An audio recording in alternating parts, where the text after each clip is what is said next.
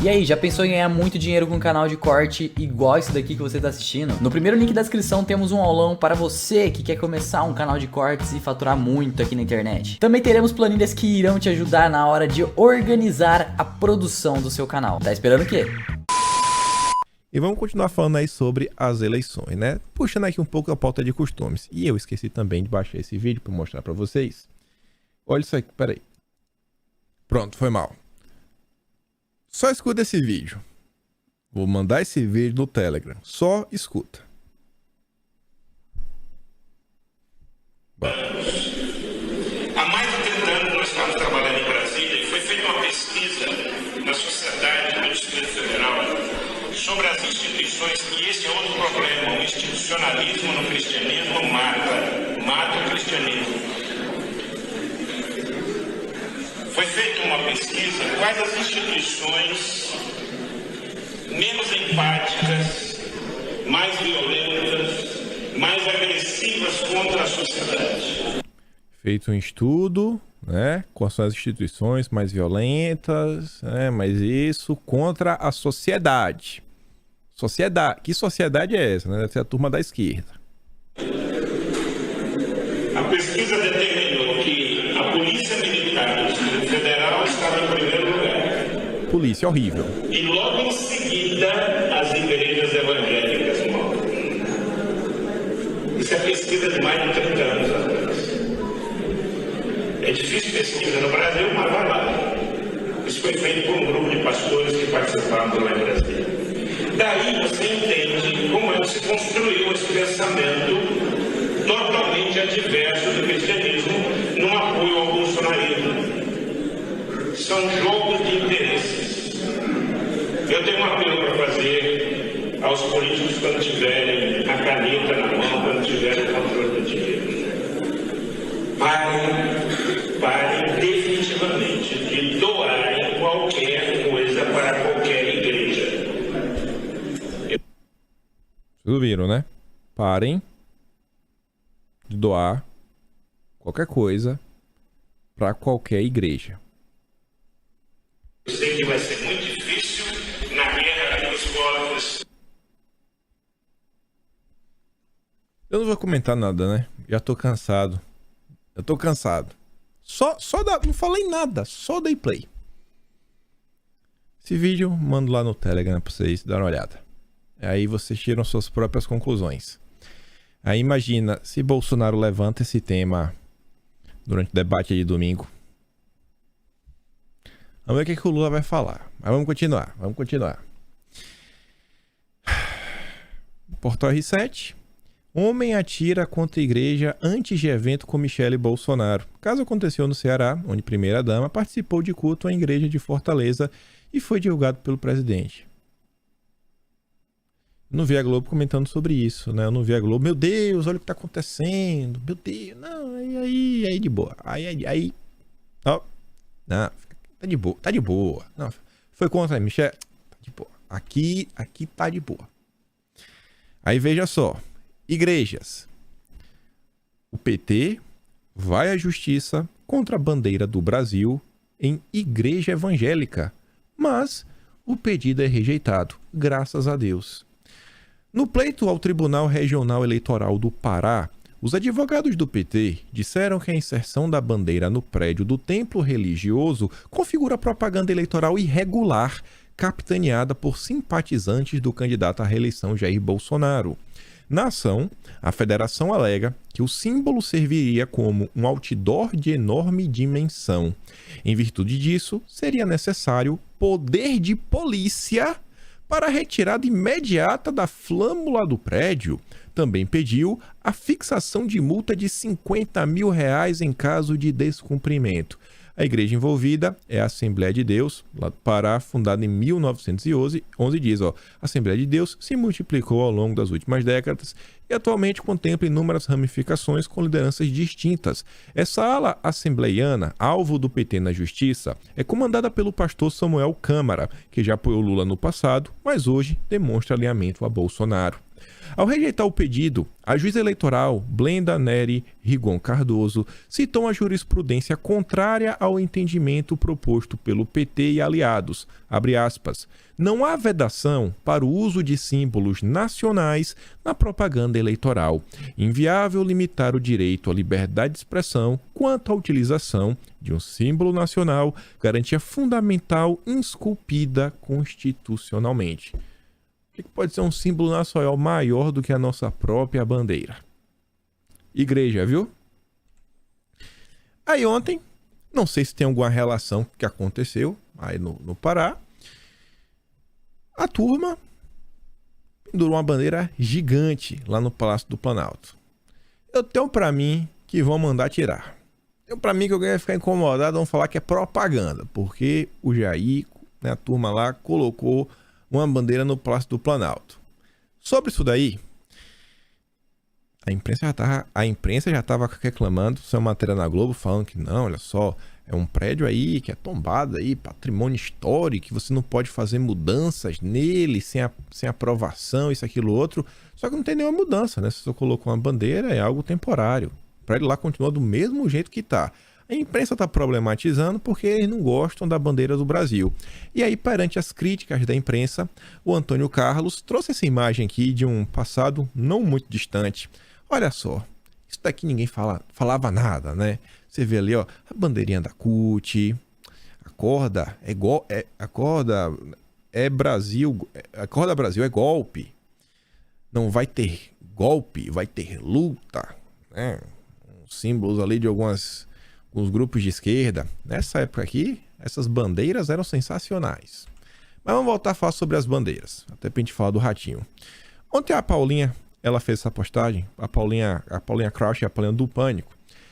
E essa postagem dela, eu acho que reflete não só a opinião dela, mas um sentimento que eu vejo que ele está se alastrando. Bolsonaro, inclusive, ao longo da semana, teve alguns encontros com empresários. Eu não sei se eu coloquei todas as notícias, que envolvem inclusive doações, mas tem algumas aqui no vídeo, a gente vai comentar lá na frente. Mas ela fala o seguinte, ó, desabafo, para mim seria bem melhor não apoiar publicamente Bolsonaro, mas chega uma hora que a gente tem que tomar partido e defender o que acreditamos. Quem está comigo? Conforme as coisas estão se aproximando para a decisão final, várias e várias pessoas estão falando não dá mais para ficar em cima do muro. Tem gente que eu acho que está aí mais para se aproveitar da situação, não vou ficar falando o nome de quem acho, mas uns que inclusive são políticos, mas também estava vendo nas últimas horas, né, pessoas aleatórias. Você olha na turma libertária, tem o Rafael do Ideias Radicais, ficou tacando pau no governo desde o primeiro dia de janeiro de 2019. Odeia Bolsonaro, só falava groselha, mas gravou um vídeo aí logo depois do primeiro turno, acho que dia 4, falando o que está acontecendo. Não dá para ficar em cima do muro. Não dá. Assim, não dá. Depois, quando saiu a lista, né? A lista dos problemáticos, aquela lista que até me botaram, não sei porquê, eu que sou tão quietinho. Aí ele falou, cara, tinha um cara nessa lista que ele conhecia. Ele falou, gente, olha o que está acontecendo. Não dá para ficar em cima do muro. Então esse sentimento aí que a Paulinha tá colocando, fala, cara, era muito mais fácil ficar quieta. Não ia sofrer retaliação, ninguém tá reclamando com a gente, já tá até mil maravilhas. Mas chega num ponto que não dá pra ficar de braços cruzados. E aí o Ratinho, que a gente sabe que apoia Bolsonaro, agora sim, entre o Ratinho fazer um apoio ou outro, como ele vinha fazendo, alguns acenos genéricos, e o Ratinho fazer uma fala mais incisiva e citando nomes, é que você vê também a temperatura tá subindo. Temperatura está subindo. E eu acho que muito disso daqui, inclusive, é culpa da própria esquerda, que diante da inabilidade deles e da derrota que eles tiveram no primeiro turno, no âmbito do legislativo, ficaram assim, sem entender o que estava acontecendo. Bolsonaro, inclusive, desmoralizou os institutos de pesquisa, a turma apelou para a baixaria. Que é o que está acontecendo, principalmente no âmbito das redes sociais. Mentira atrás de mentira contra o Jair. Eu vou... Aqui, esse vídeo aqui eu baixei. Olha o que o Ratinho falou. O celular que tá travando, mas já cliquei. Bora. Consegue deixar o trem nesse trilho que ele está, ou a gente vai devolver para a quadrilha. Vocês é que vão escolher. O povo que vai escolher. A quadrilha já se montou de novo. Inclusive a Simone Tebet já entrou para a quadrilha também. Está lá. Então, essas coisas a gente tem que entender. Ela já estava junto. Toda a quadrilha se juntou de novo para tomar conta do Brasil de novo. E aqui foi impressionante a quantidade de votos que teve aqui. Nunca imaginei que aqui ia dar 52%. Só com o Bolsonaro, eu falei 70%. No Paraná eu achei que fazia 80%. Tem 52% também. Então são votos escondidos, porque a mentira é mais fácil do que a verdade. Falar que o povo vai ter um salário mais forte é fácil. Eu quero ver como é que vai dar esse salário. Então estou aqui pedindo voto para o capitão Contar e pedindo voto para o presidente Bolsonaro. Nós precisamos ganhar essa eleição.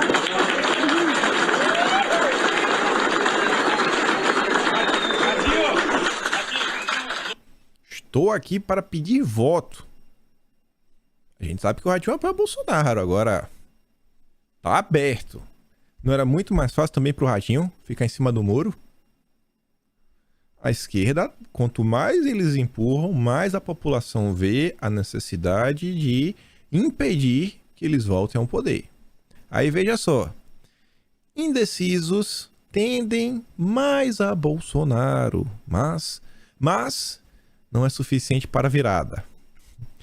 Mas, né? Tá bom. Bom, vocês lembram alguma matéria na imprensa que falava sobre virada? Vocês lembram alguma matéria na imprensa falando sobre virada?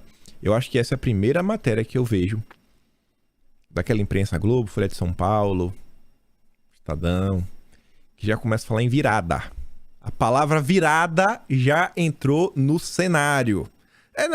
Os indecisos têm a tendência a ser Bolsonaro. Mas a virada, acho que não é suficiente para virar. Acho que o capitão tá crescendo. Mas vamos continuar. Na contramão dos jovens, a abstenção cai entre idosos no primeiro turno das eleições. E aqui eu acho que o Cristiano e a Letícia, eles não entenderam nada do que está acontecendo. Eles falam o seguinte, ó.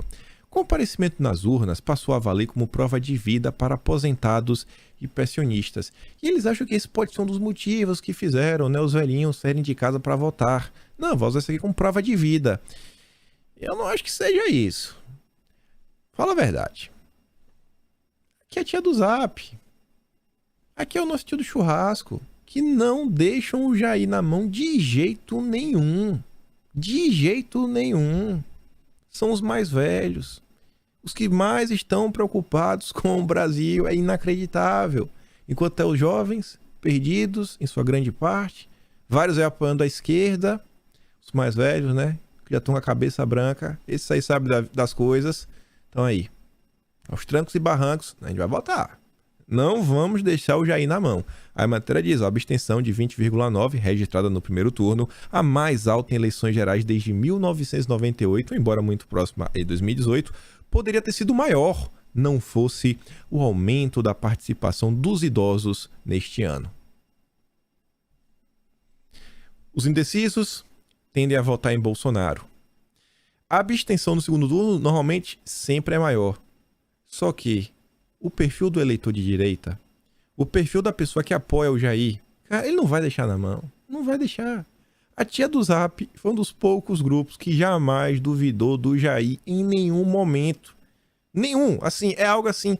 O Jair pode fazer o que for, a tia tá lá. Vai defender. Bora, Jair. Pega pela mão e levanta. Pega pela mão, levanta. Dá um pão com leite condensado, café com leite. Bora, Jair. Cuida dele. Vamos que é nossa. Vamos que é nossa, que ainda tem 2 semanas e o primeiro debate é domingo, o primeiro ainda. Aí veja só, se isso aqui não é desespero, eu não sei o que é. PT aciona, TSE, contra a Jovem Pan. Segunda turma do PT, falta isonomia. A Jovem Pan é o único veículo que tem espaço para a direita e para a esquerda. Você vê, o Guga Chakra tá lá.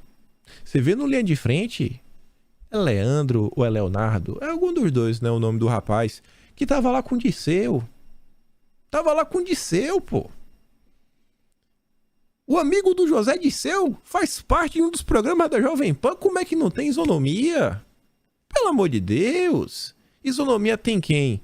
O Estúdio I da Globo News, Natuza Neri, Otaviano Guedes, Lene Cantanhede, Miriam Leitão, essa isonomia, Daniel Souza, Gerson Camarote, Valdo Cruz. Nossa, isonomia demais. Isonomia, meu Deus do céu. A campanha do PT solicita que o Tutinha, dono da empresa, seja investigado por abuso de meios de comunicação e que termine o tratamento privilegiado da Bolsonaro. Voltando até a falar do rapaz que eu acabei de falar, do Rafael Ideias Radicais, ele inclusive cita que o que aconteceu contra os empresários foi uma das coisas que motivaram ele a sair de cima do muro. Vocês acham que o empresariado, vendo o que está acontecendo com o Tutinha, vai acreditar na história do Estúdio I da Globo News, que o Lula, que está vindo aí, ele vem para pacificar o Brasil, o grande democrata do povo brasileiro? Depois a esquerda não pode reclamar. Aqui só para falar, né, no placares, em ações sobre fake news, o Tribunal Superior Eleitoral atendeu Lula 37 vezes e Bolsonaro 6. Agora também, né, Bolsonaro precisa... Bolsonaro não, né, a campanha. Não me diz que vai ser Bolsonaro que vai ter que, né, ajuizar aí as ações, mas a campanha tem que também, né, questionar um pouquinho mais, trabalhar um pouquinho mais. E aí veio como são as coisas. Nova campanha de TV do PT, agora quer associar Bolsonaro a assassinos. O PT tá descendo lá embaixo. Eu acho que tem algo errado. Tem algo muito errado. O PT, ele, assim, mudou por completo o discurso dele do primeiro turno pro segundo turno. Mudou por completo. O PT realmente, assim, foi pra lama e tá tentando trazer Bolsonaro pra lama pra virar um chiqueiro. Acho que não vai dar certo. Tá pegando mal, tá ficando feio. Você lembra que a gente comentou dessa matéria aqui ontem? Falando que, Bolsonaro não pode falar muita coisa sobre o Lula, mas em compensação, a imprensa é todo dia uma maluquice. O Guilherme Amado falava que Bolsonaro tinha vencido em 90% das zonas eleitorais em áreas de milícias no Rio. Já o antagonista trouxe outra informação. O ex-presidente da República venceu com mais da metade dos votos no primeiro turno nas comunidades cariocas do Complexo do Alemão e Rio das Pedras. E aí, na manchete, né, Lula e Cláudio Castro foram os mais votados em áreas de tráfico e milícia. Então, assim, né, tem algum choque aí nas informações do protagonista e o Guilherme Amado. Ainda falando de eleição, de alguns apoios, não durou nem 3 horas, né? Quer dizer, durou 3 horas. 3 horas e 16 minutos. O Rafael Lugon lhe coloca, né, os 2 prints e fala: 3 horas depois, tudo cai por terra. Primeiro veio o Pércio Arida. Tenho a esperança de que venha um Lula responsável. Tem esperança, né? Ele tinha essa esperança a 1 hora e 5 minutos da tarde. Às 4h21, Lula volta a dizer que vai acabar com o teto de gastos se eleito. Acho que o Lula responsável não vai vir. Essa carta aí tá faltando no álbum de figurinhas da Copa. Mas vamos dar uma olhada nessa matéria aí, né, para ver o que é que diz. O Lula voltou a dizer que, se eleito, vai acabar com o teto de gastos. Isso aí durante o comício no Recife. Vou acabar porque o teto de gastos representa os interesses do setor financeiro. A Marina Falcão, que escreveu essa matéria... Ó, Marina, só dá uma dica. O porquê, né, de justificativa é junto, não é separado, não. Você bota assim, porquê, tudo junto. Porquê separado é pergunta. O ex-presidente vem dizendo que vai propor outra modalidade de âncora fiscal. Aí você fala, então o Lula vai ser responsável, ele vai criar uma coisa nova, uma nova âncora. Só que olha a malícia. Mas, para dizer que âncora vai ser essa, é preciso saber a real situação das contas públicas. Ou seja, ele tem que ganhar primeiro. Aí depois que ele ganhar, que ele sentar, né, ver os dados, ter os valores tudo bonitinho, aí ele pode, quem sabe, dar uma opinião e dizer qual vai ser essa nova âncora. Boa ou ruim, só vai saber se ele ganhar e ele tiver uma boa vontade. Mas vamos falar sobre o Lula responsável, que o Pércio Arida está esperando. Você lembra no vídeo de ontem que o Meirelles estava falando que em 2023 aí, né, poderemos ter uma excepcionalidade fiscal, que as pessoas estão falando aí novo imposto. Você lembra que o Meirelles na thread falava que é importante que o próximo governo tenha uma responsabilidade fiscal e trate de fazer a reforma administrativa para reduzir o tamanho do Estado. Meirelles, a gente comentou isso no vídeo de ontem.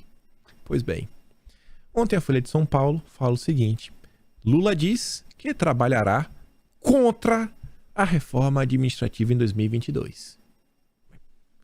Onde está o Lula responsável? Vamos ver o que a matéria diz. Em reunião fechada com representantes dos servidores públicos do Judiciário no último sábado, dia 8, o Lula disse que, se eleito, vai articular para que a PEC 32/2020, que propõe a reforma administrativa, não seja votada em 2022. E por aí você vê, né? Inclusive já foi apresentada essa proposta. Já foi apresentada. O governo Bolsonaro vem tentando fazer a reforma administrativa já há muito tempo. Mas o Lula falou que se ele vencer, essa daí não passa. O Arthur Lira disse, logo após o primeiro turno, que a emenda está pronta para ir a plenário e que pretende avançar com a discussão para votá-la, o que gerou reação imediata dos servidores públicos. Ela teve reencontro aí com a galera do Judiciário. Aí vamos ver. Na atual versão da PEC 32, os servidores criticam especialmente as possibilidades de flexibilização da estabilidade, como a demissão em caso de extinção de cargos e por desempenho insatisfatório. Trabalhou, não quer trabalhar? É servidor público que trabalha quando quer? Ofende a população? É aquela palhaçada que muita gente está cansada. Se você tiver esse perfil, vai ser demitido. Você é contra ou você é a favor disso daí? Mas segundo eles, né? Isso aí deixaria os trabalhadores expostos a pressões políticas. Será que os trabalhadores eles estão mais expostos à pressão política ou à necessidade de realmente trabalhar, né?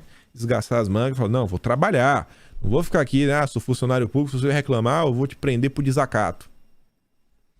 No encontro que teve em Campinas, né, no último sábado, olha isso aqui. Os representantes da FENAJUF, que é a Federação Nacional dos Trabalhadores do Judiciário Federal e Ministério Público da União, eles entregaram para o Lula um documento com propostas de interesse da categoria. Não lê.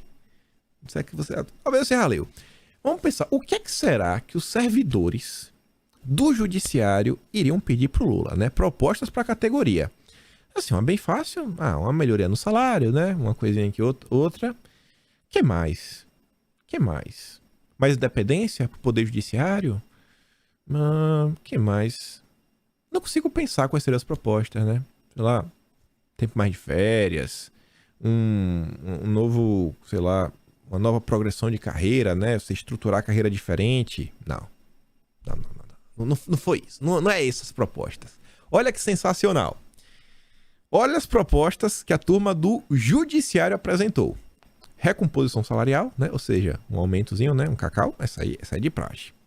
Fim do teto de gastos. O fim do teto de gastos.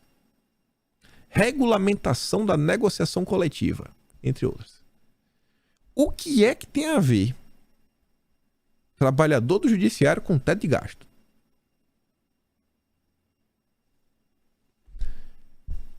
Fica parecendo que a FENAJUF tem uma tendência de esquerda.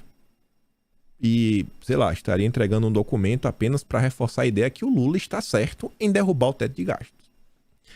Após o encontro, os servidores do Judiciário começaram mobilização pela eleição do petista na disputa presidencial. E aí, segundo eles, é a primeira vez que a categoria faz isso desde 2002. É porque depois de 2002 todos os candidatos eram de esquerda, né? Então não tinha muita opção. Acho que em 2018 eles não achavam que o Bolsonaro tinha chance de vitória. Mas tudo bem, né? Esse é o Lula responsável.